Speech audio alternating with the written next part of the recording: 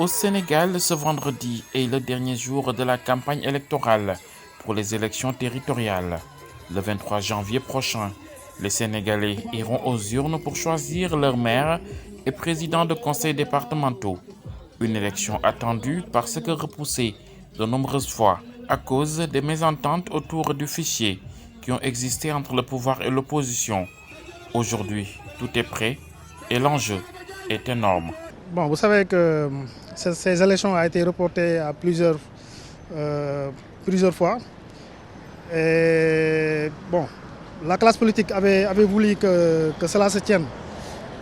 Pourquoi? Parce que ces élections étaient tant souhaitées par tout le monde, surtout l'opposition, qui voulait coûte que coûte en découdre avec l'État, quoi, pour un peu peser ce qu'il représente au niveau du Sénégal. Pour les uns et les autres, pour se mesurer et essayer de savoir si leur localité leur donne toujours la parole. Alors pour ces élections-là, c'est pourquoi il y a beaucoup de candidatures, il y a beaucoup de candidats. Il y a aussi un certain nombre de personnes qui se sont levées, soi-disant des travailleurs ou bien des personnes qui sont sociales. Et ces personnes-là veulent maintenant montrer à la face du monde et aux Sénégalais que les élections ne sont plus l'apanage, surtout les élections municipales, ne sont plus l'apanage des politiciens.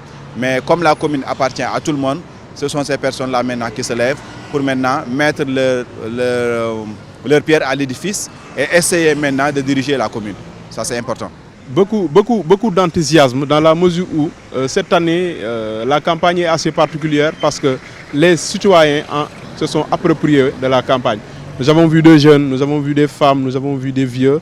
Ça veut dire que la gestion de la cité, elle intéresse vraiment la population. Malheureusement, les derniers jours de campagne sont émaillés de violence. Une violence partout dénoncée, mais qui n'a pas quitté l'arène politique. Des communes où l'enjeu est énorme ont subi cette fureur des hommes politiques et de certains de leurs militants. Depuis un certain temps, on a vu que ces élections étaient très rythmées et passionnantes aussi à la fois, puisqu'il y a des enjeux, quoi. Il y a beaucoup d'enjeux. Il y a des enjeux locaux, mais généralement, ces enjeux sont nationaux. La campagne électorale, de manière générale, je pense qu'elle se déroule bien. On note seulement des scènes de violence qui sont déplorables. Et c'est maintenant ça dans toutes les coalitions. Seule satisfaction de cette campagne, les programmes proposés par les candidats. Une innovation venue surtout des jeunes candidats. Cette année, les citoyens auront la chance de choisir parmi les programmes proposés.